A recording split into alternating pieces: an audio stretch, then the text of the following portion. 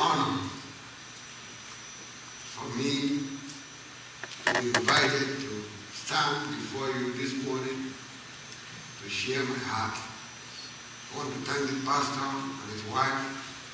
I want to thank the deacons, the elders, and all the members of the church. It's a great privilege. I really appreciate it. Well, my story is a very long one,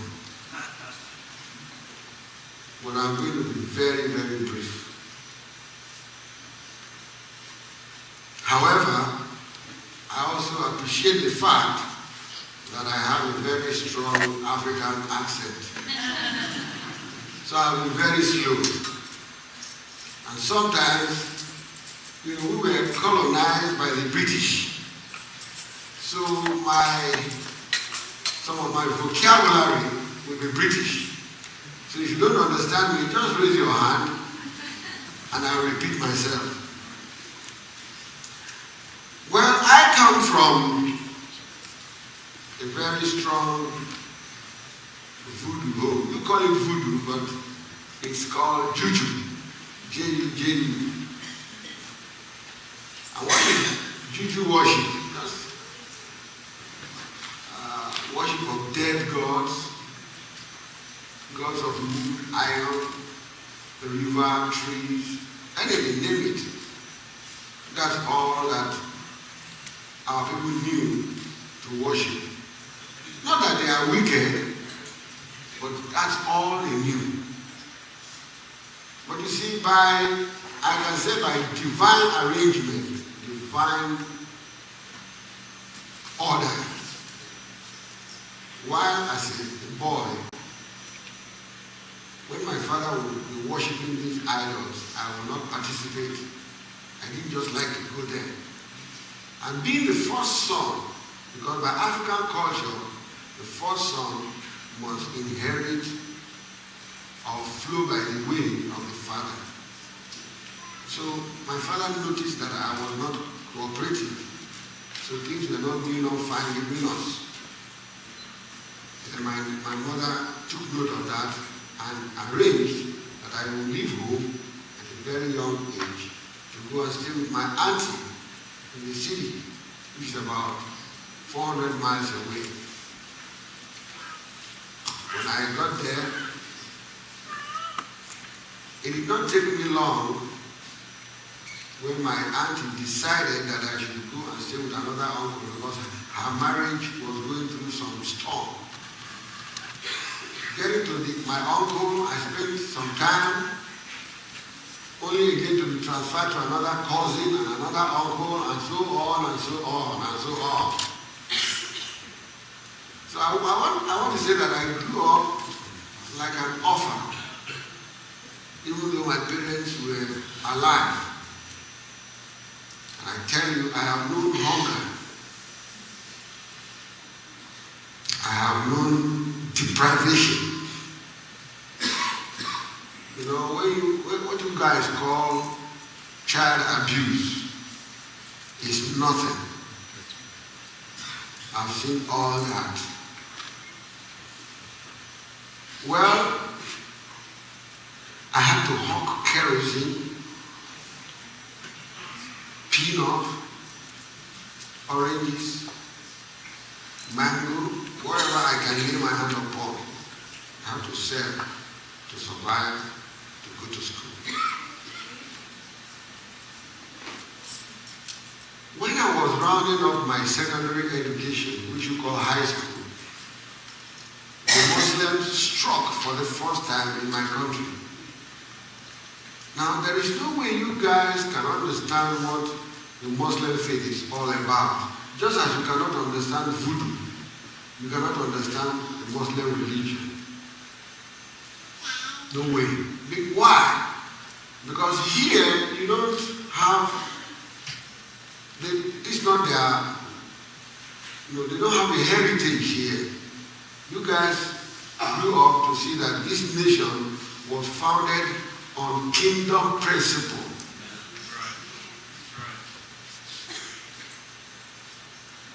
So you guys are enjoying the fruit of the labor of your founding fathers. I wish you guys know the blessings that you flow in. We are the first generation of Christians in Africa. So we are the ones to lay the foundation for our children's children to enjoy what you guys are enjoying today. The founding fathers had a covenant with God. We didn't have that foundation. We have predominantly Muslim North and predominantly Christian South. So at this time we were living in the North. I was living with my uncle. So the Muslims struck. They were killing for 3 good days and nights. Why? Anybody who is not a Muslim is considered an infidel or a dog. You can slaughter with ease.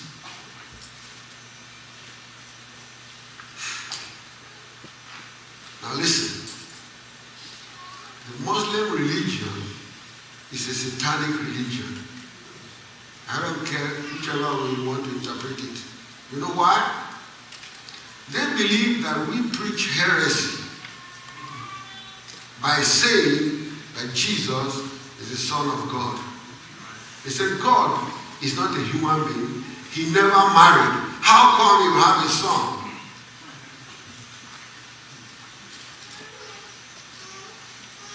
And you know that salvation is in his son. So they don't believe in anything called salvation. By the way, Christianity is not a religion. Hello? Why do I say this? And let me explain. Every human being is religious by nature. Why? Man knows that there's a hollow in his heart. He wants to fill. He's hungry to fill that gap. So he tries to please God. He tries every means. That the Muslim religion believes that there are 5 pillars. Pray 5 times a day. Go to Mecca. Fast and pray during Ramadan. Give alms to the poor. And one other, I've forgotten the 5th one. All this effort is to try to please God. But Christianity is the other way around. God realized that man cannot help himself. So he had to come down in the person of his son. He came down and said, if you care, if you listen to me, come, I'll give you rest. So the Muslim religion and Christian faith are like 2 parallel lines that can never, ever, ever meet.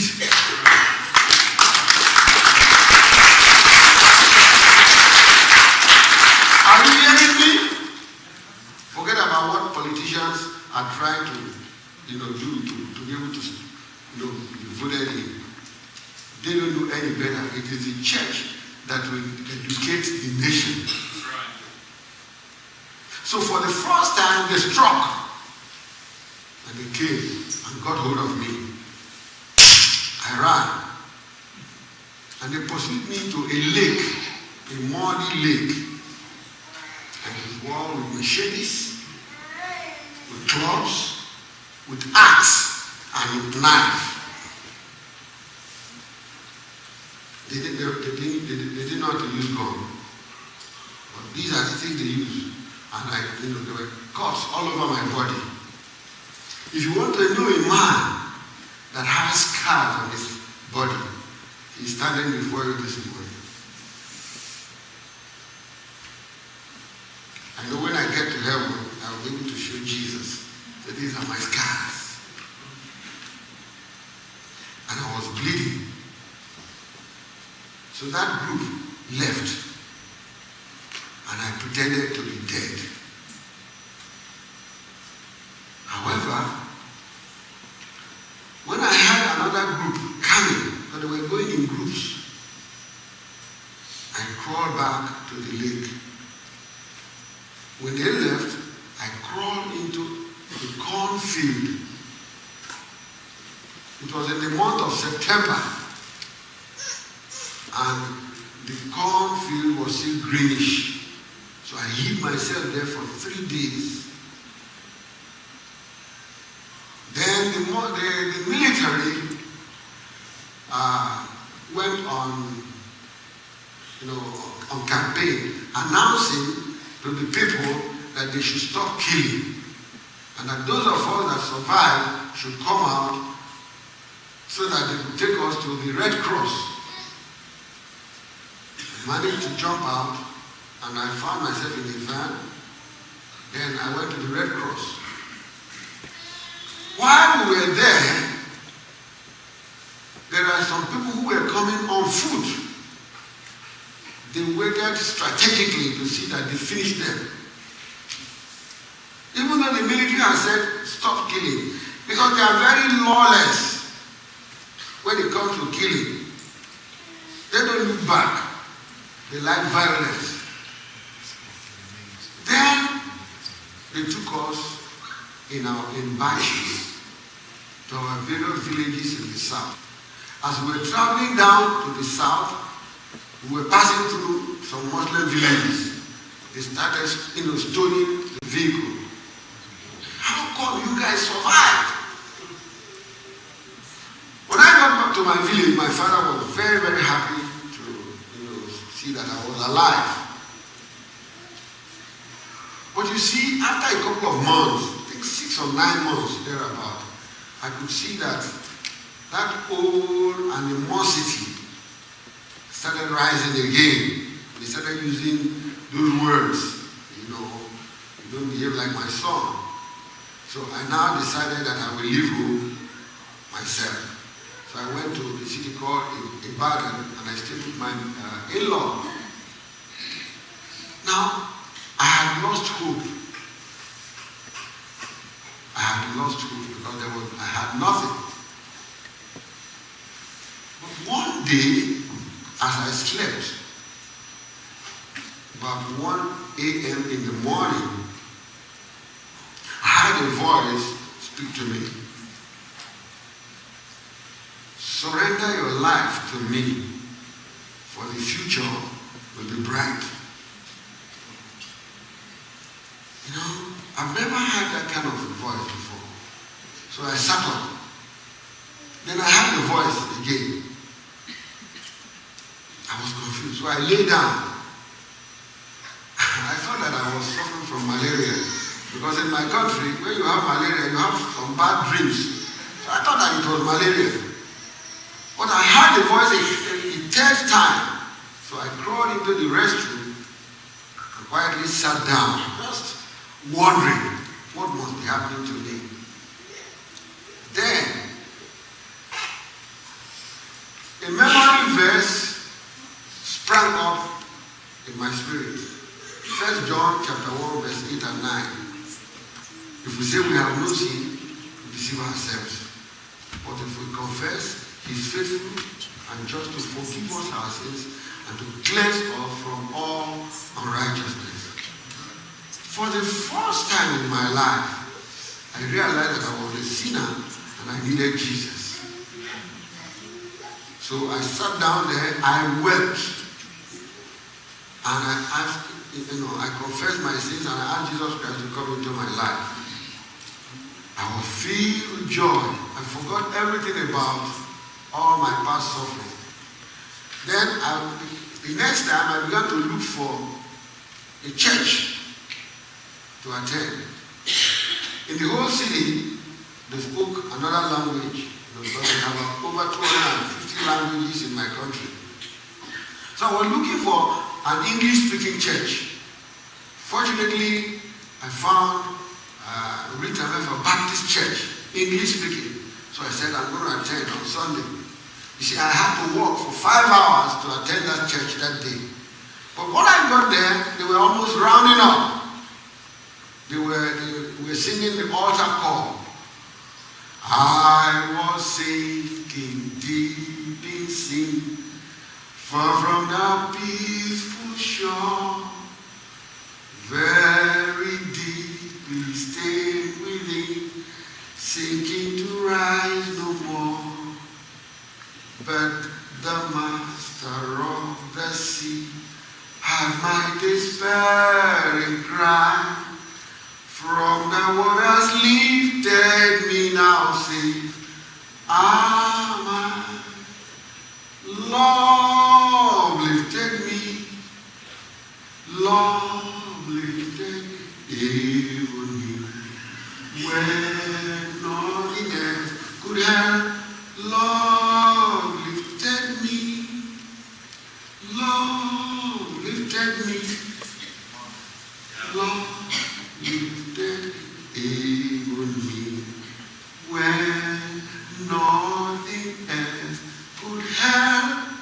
Love lifted me.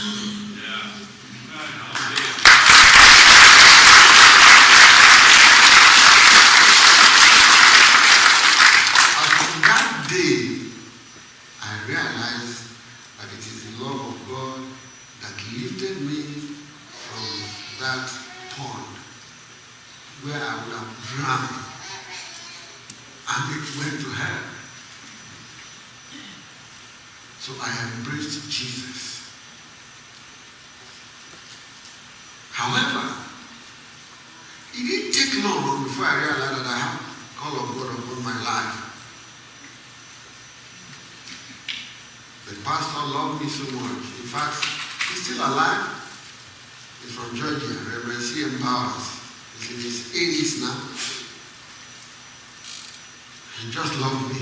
And I started flowing with Jesus. But,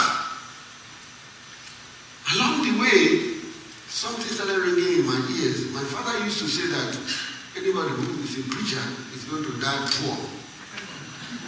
Because again, I realized that pastors were being paid peanut.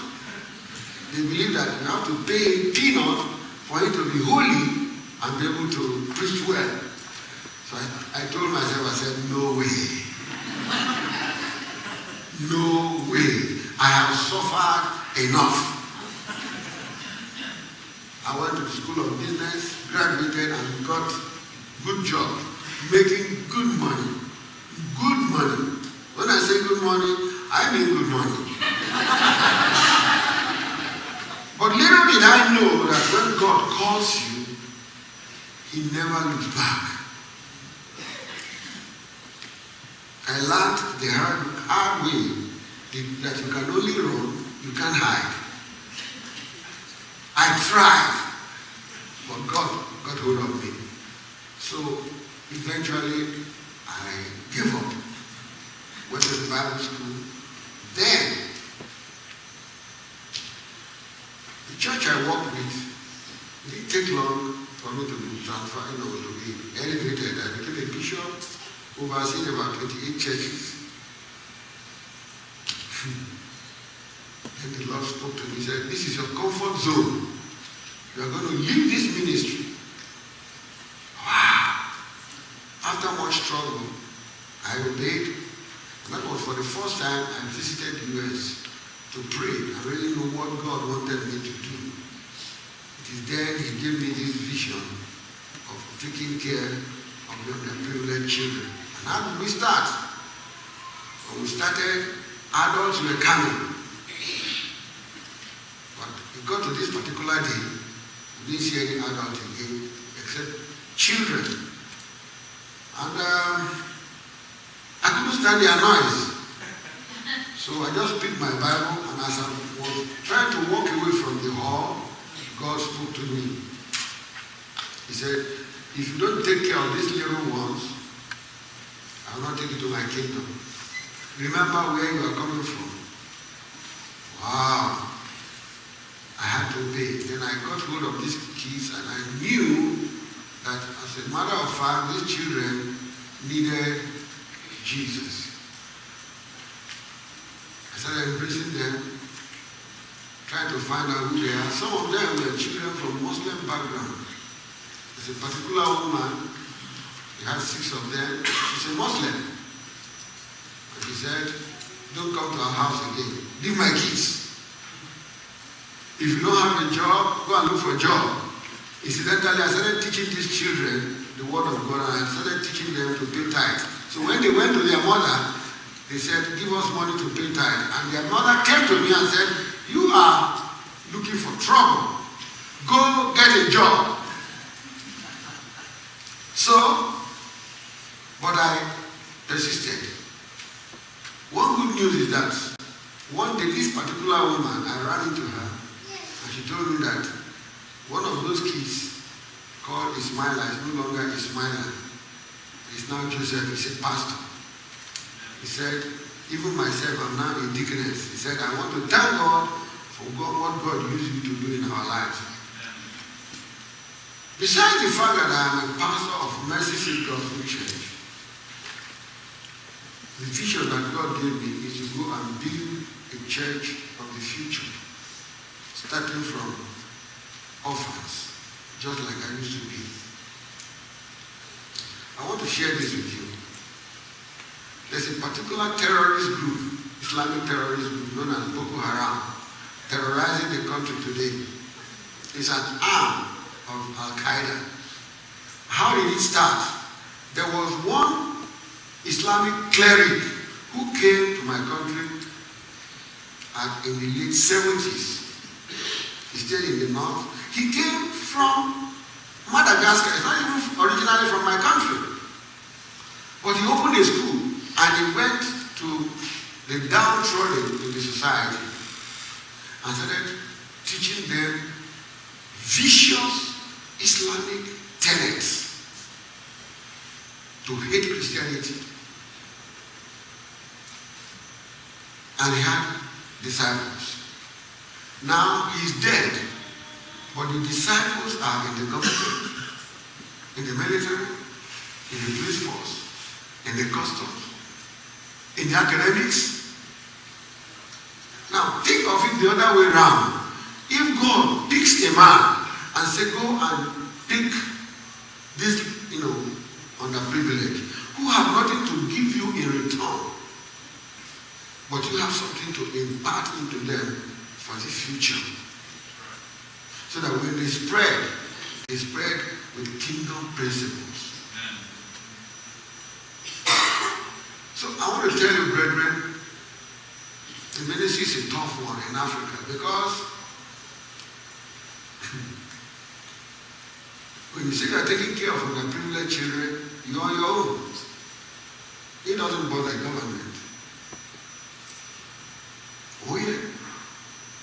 That's why I am launching out. Trying to reach out to those who will embrace me, who will see with the eye of the Spirit that yes, there is a need somewhere. When I visited this country for the first time, the Lord spoke to me when I was riding in a bus from New York to Ashland, Virginia. And he said, my son, when you go back to your country, pray for Israel. It is the apple of my eyes. Pray for America because the founding fathers made a covenant with me. And you know, God is a covenant keeper. That's why he's keeping this country. He's not looking at the rot in the society. He's looking at the covenant. Then pray for your country. So when you see people like me come over here to ask for support, it's not to line my pocket. I'm thinking of the future. If there is something in my heart to impart to these kids, I say, okay, there's a nation called America. We need to pray for them. Definitely they will obey. Am I right? Because I am the daddy. The ministry went into another, segment, that is rescuing girls that are supposed to be trafficked to Europe for prostitution. It's a big time business. But as we opened our maternity, because my wife is a retired nurse, God has been using us to rescue them. I think Brother Sheridan will share more about that to you.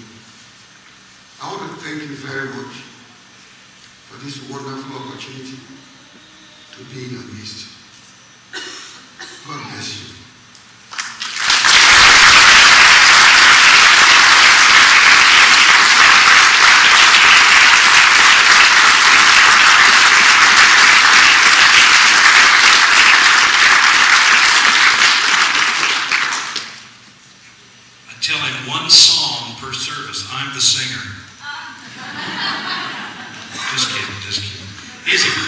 great singer and a songwriter, by the way, Pastor. He writes wonderful songs. Pastor Peter was sharing a moment ago. He was talking to you about the Boko Haram. They're the group of Al-Qaeda in Nigeria, the ones who have killed over 13,000. 13,000. If you want to see the picture, there's 5 people in the back of a pickup truck, slaughtered, laying in a Toyota truck. 2 women and 3 men. Just because they're considered to be infidels.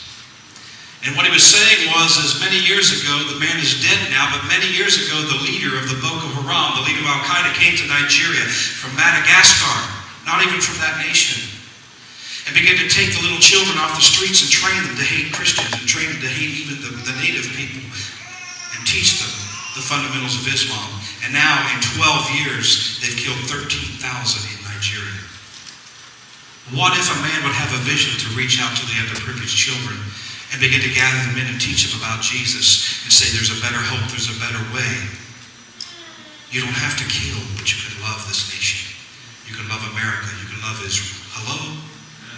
That's the heart of Pastor Peter. That's why his heart and mine are joined together for the last 15 years.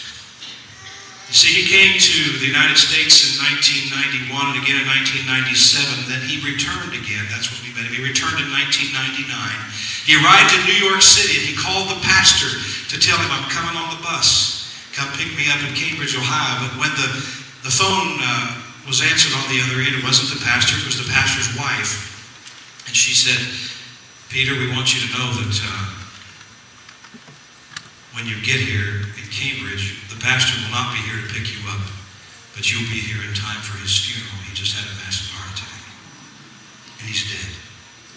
And so we went to the funeral, and my wife Tammy and I are there with our wonderful friend who brought him to Ohio, that we met him for the first time. He's laying in the casket. Pastor Peter is looking at his, and I'm looking at my wife and I'm saying, now what? Here's this guy 6,000 miles from home. What are we going to do with him? All we wanted to do was just send a little money to the kids. But here he is in my home now. And I'm so glad. You see, the road is long, with many a winding turn that leads us to who knows where. But through the grace of God, I'm strong enough to carry him. And he ain't heavy. Could you just quickly, I forgot to do this earlier, just quickly show those slides. We want to just give you we just returned from Africa. Pastor Peter, his wife Eunice, their daughter Gloria, and their son Rejoice Jabez. Oh yes, go ahead. 30 children that we take care of every day. We feed them. Twice a day at school, we clothe them. Those little dresses they're wearing were donated from a United Methodist Church right here near Dresden, Ohio, near Longaberger Baskets, Frazeysburg. They were made out of pillowcases. Generally, we can't take a lot of things over, but we had some room in our suitcase, and all our little girls got new pillowcase dresses. Little boys got new shirts and little shorts. Go ahead. These are our nurses we're training. Most of these girls are seeing their faces with beautiful smiles. It wasn't long ago they were walking the streets. They were ready to be trafficked to Europe. They had sponsors to send them, to pay them to get their new jobs, quote unquote, which they'll never get out of. They'll never pay off the sponsor. Many of them wind up dead. Many of them never even make it out of Africa. But Pastor Peter and his wife, through the medical clinic and our mission there, they're rescuing these young ladies and leading them to Jesus Christ. You see the girl in the front in the white. She's our head nurse. Sitting right next to her is a little girl named Evelyn. Evelyn now had a sponsor to send her to Europe, and one of our nurses talked to her and said, come on to our medical clinic and talk to Pastor Peter and Eunice. Maybe they can give you a job. But more than that, she's not only found a new job, and she's training to be a nurse now instead of a prostitute. She also met Jesus. Look at the smile. Is there another one of the shot of the nurses? You see the lady in the plaid dress there without the nurse's uniform? Her name is Faith. Faith was a prostitute as well. Inside her belly is a baby, a product of her work. She's ready to give delivery to this child at any time, possibly even before Pastor Peter gets back home. She came to the medical clinic looking for an abortion, but we don't provide those there.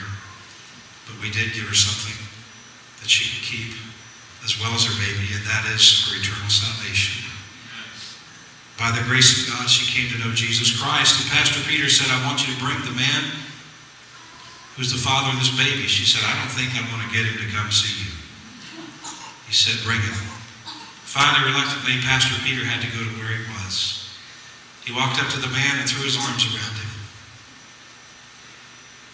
He said, this child will live, and you have a future as well. I want you to know that I don't condemn you. Through the love that he shared, the man has come to Christ to know Jesus. And together, he and this young girl are being discipled in the church that Pastor and Eunice pastor called Mercy Seat Gospel Church. You see, he's not a mega church guy. He doesn't pastor a church of 2 or 3 or 4 or 10,000 like they have many. His church is about 150 because he's a discipler. He wants to impart truth very slowly. And so now she's ready to deliver a baby, and before long, Lord willing, they may be even getting married. One more thing. I think this is a picture of our very first building. We purchased property several years ago. We've been able to pay it off after a long, long time, build a wall. We're ready to put a roof on this place. This will soon be Pastor Peter's home. Once we're able to build the dormitories, he and his family will live here. This will be their first home. This will be the first home that they've had, really, that they haven't had to rent since they sold their only home in 1991. This will also house our offices and the guard and groundskeeper initially. And so this is where we are. Right now, we need $45,000, and that building will be completely ready to move into. And then we'll begin to work on the dormitories. To have all these children in one place called Camp Beulah Land, the vision God gave Pastor Peter. And this place is surrounded by almost 70,000. We got the numbers, brother. I thought it was 5,000. Almost 70,000 native people who worship and practice witchcraft and voodoo. But we're bringing them the gospel. By the grace of Jesus, one day, you'll be able to come and we'll be able to preach right there and reach out with clean water, medical supplies, and the gospel of Jesus Christ to all these people that surround us. I have a video, if you'll just bear with us just for 5 minutes, and we'll turn it if that's okay. God bless you. Watch this video real quick. Thank you so much. We appreciate the privilege to be with you today.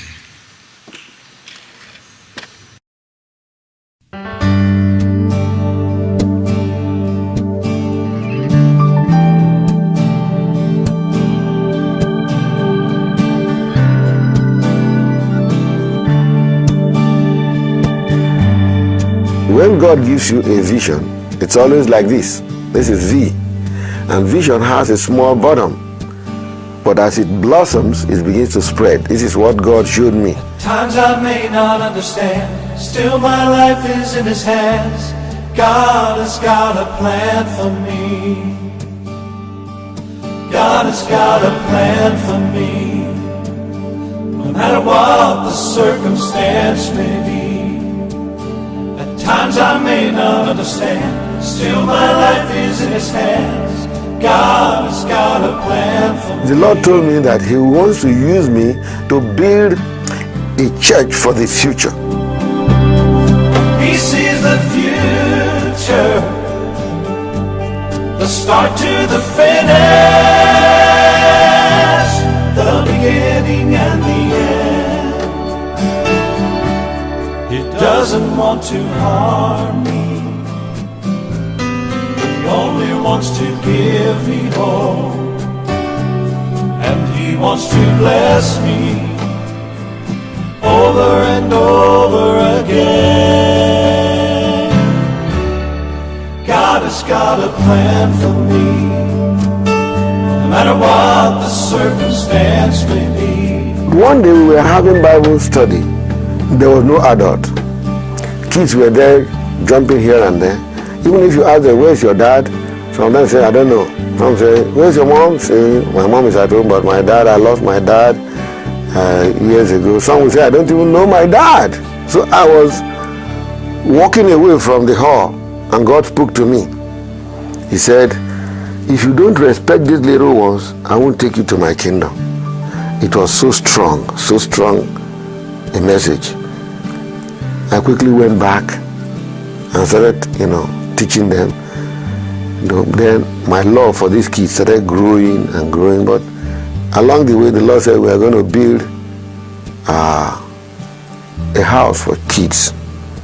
And He gave me the name Camp Beulah Land, which means those that are not forsaken. In 1997, we bought the land. When we bought the land, there was nothing else we could do because we don't have support from anywhere. But as God would have it now, we've been able to lay the foundations too. And I decided to go out and launch out to children of God who will support me, because it's a big vision. The Lord told me that He's going to use me to make an impact, to be like a model for other pastors. And the vision is going to spread all over my country. So we are starting in a very small way, relying on God to send us the resources, because I know that God starts from nothing to somewhere.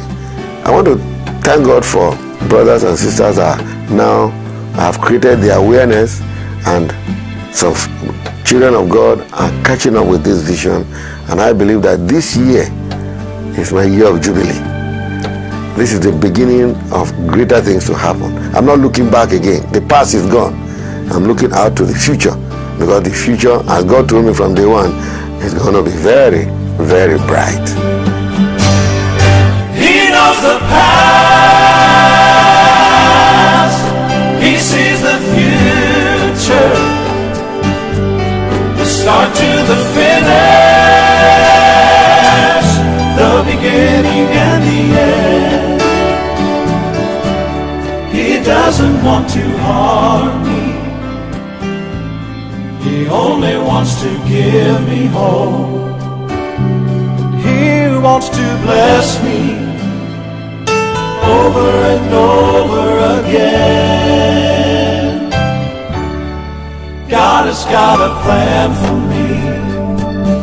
No matter what the circumstance may be, at times I may not understand, still my life is in His hands. God has got a plan for me. At times I may not understand, still my life is in His hands. God has got a plan for me.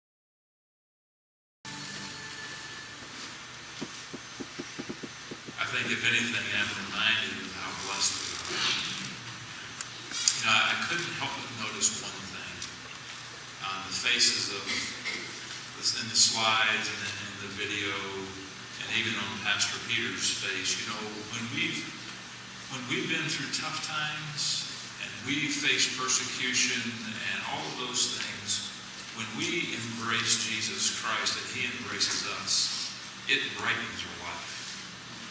I'm afraid all too often in our American Christianity, we've moved out of okay conditions or maybe prosperity into just embracing something that's going to be a fire insurance policy, and really know very little about the deep joy that comes as a relationship with Jesus Christ who will transform us forever. And we ought to have a smile on our face.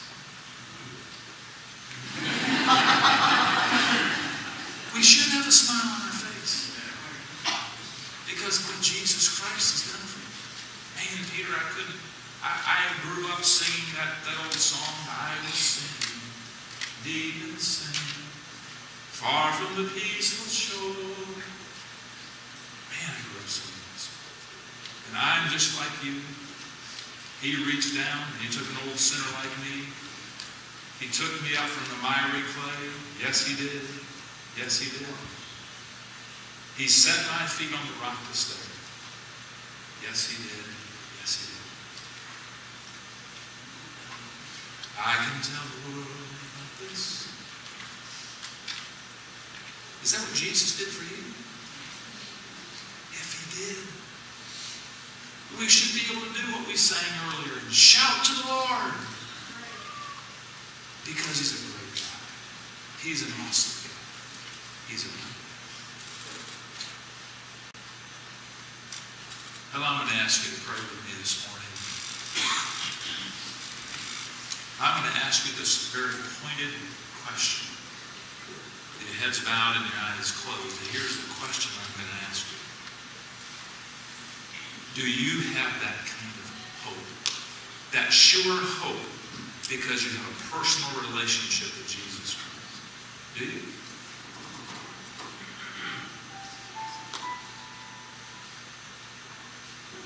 Do you have that kind of hope? Or are you just kind of cruising along and just thinking, well, you know, I'll be good enough. I can do something on my own and I'll get there one day.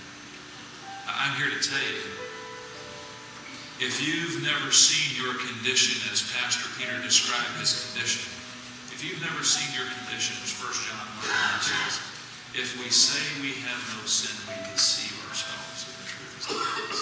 If you've not seen it in your life, I'm here to tell you this morning, you've broken God's law, you're separated from him. But God demonstrated his love toward us, and that while we were yet sinners, Christ died for us. I wonder this morning if there be anyone here who would say, you know, I've heard about Christianity. I've been in church maybe, but I've never come to that place where I've seen myself as a sinner, condemned, blind, and undone. And I need Jesus today. I wonder, is there anyone here today that would say that's me? I need Jesus. And maybe by your uplifted hand, no one else is looking at you and say, Pastor, pray for me. I need Jesus. I'm not sure where I'm going to spend eternity. I'm really not sure. I think, but I'm not sure. Anyone today? I don't know. But I know.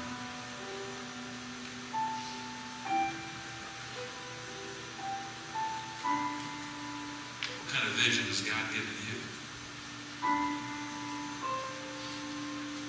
Just to go about your daily business? Or is he giving you a vision to reach somebody for Jesus? Friend, family member, neighbor, scares you to death. You can't do it on your own. You get a burden. I wonder how many of you have a burden today for somebody else. Just lift your eyes. By your lip, I'm saying I got a burden for somebody.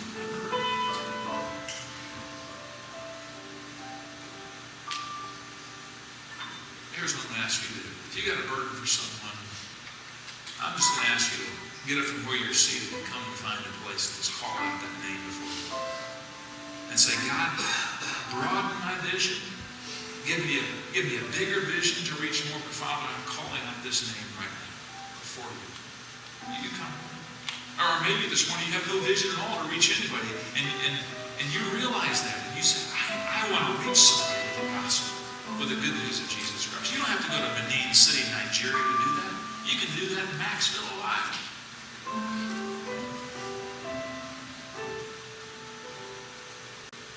You can do that in Logan.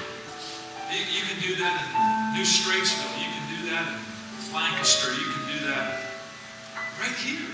And there's people all around us who are in need of Jesus.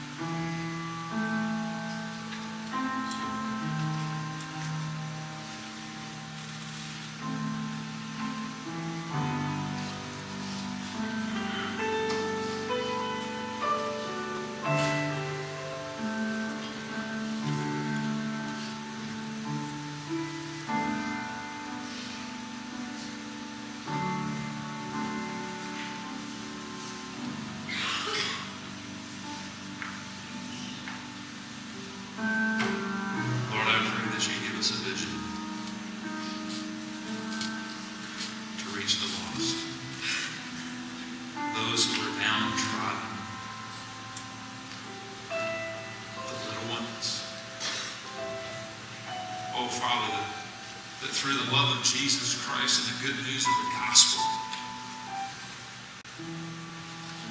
that our nation would once again be restored to a land of righteousness. Not moving away from you, but moving closer